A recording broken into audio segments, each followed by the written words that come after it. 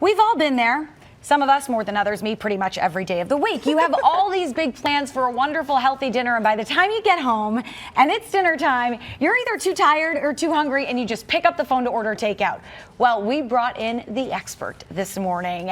Ashley Pettit, thank you so much for coming in. Of course. You've got some, what do you call them, kitchen hacks for us? So basically easier ways to make preparing those meals much more easy, much more budget friendly. Yes. What have you got? And space friendly too, because let's face it, we live in the city, a lot of us, and you don't have a ton of space. So No. for me, what I have is anything and everything that you could think of to make meal prep. And I preface meal prep because you should be prepping meals once or twice a week, not every single day. Okay. So that's the first tip that I always have for people. The second tip is we're moving away from cookbooks and more towards like electronic recipes. You just said you Google things, Yes, right? all the time. So I always have my iPad or my phone on my little dock that has a stylus, so I don't get it all dirty when I'm baking or touching food. Oh, great idea. But you can always pull up something, so be prepared and have a recipe ready is the #1 thing. And then have it on showcase so that you're able to look at it and kind of follow the recipes. Prop that phone up, whether it takes a device like this or on a counter, on a book, on anything. Yes, my clients put my menus up on there so they can actually see what they're supposed to be preparing for the whole week on Sundays. That's great. So it's super ideal. Then the next things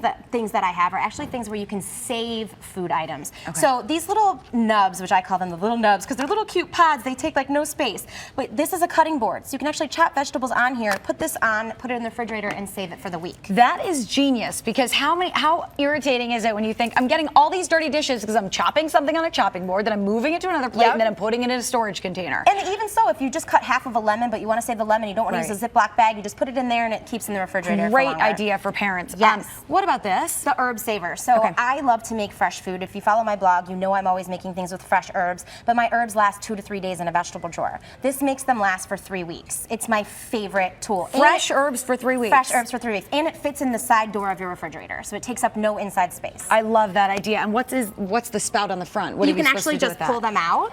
Right in the front if you have them hanging out, so you can pull them out individually one at a time. Perfect. It's ideal. Okay. Same thing with water. So I always tell my clients to stay hydrated, but I want them to infuse their waters. Water infusion is so big now, naturally flavoring your waters. So I use my water bottles, I put them in the refrigerator, and I flavor them overnight. So in the morning when I'm going to work or I'm going out on a play date with my daughter, I just grab it and I have one ready. So you don't have to worry about doing it already. So doing things before you go to bed is going to be a big part of keeping your life efficient. Okay, and you can put the whatever you want, you know, berries or citrus, anything in the bottom. You can leave it there. Yes, overnight. And then in the morning, if you want, you can take it out or you can leave it in there because it's actually separate from the water. So you're not getting all the rind and all the nastiness from the things that you're putting in there. Love that idea. Same thing with the salad dressing. So I infuse oils. I like to do vinaigrettes. I don't like to do creamy salad dressings. One, they take more to prepare. You need a blender. But in here, you can just put the herbs and the oil in the salad dressing tube, leave it in here for 24 hours, and it infuses the flavors into the oil, and then you have a salad dressing. I love it. Okay, we've only got a few seconds left. Of course. So bento boxes. Mason jars I like to use for storage, but they're a thing of the past when it comes to bringing your lunch because you're putting all your ingredients together.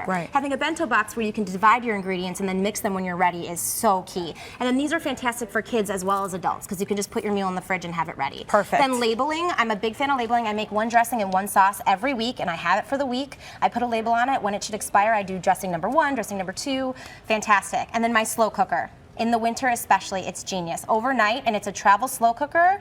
You can buy it anywhere. I ran into JCPenney somehow randomly and found this travel one because they usually weigh like 30 pounds. Right. This is much lighter and it latches and you can put it in your refrigerator at work. And you've got, if you have something that you have to bring to a PTA meeting or maybe for the kids for a bake sale, something like that, you stick it in here. It's perfect. Ashley Pettit, great stuff as usual. Thanks. Check out Ashley's website, ashleypettitliving.com. There it is up on your screen. Thank you so much. Of course, thanks Wonderful for having to me. have you in. All right, stick around. More Good Day Chicago coming up after the break.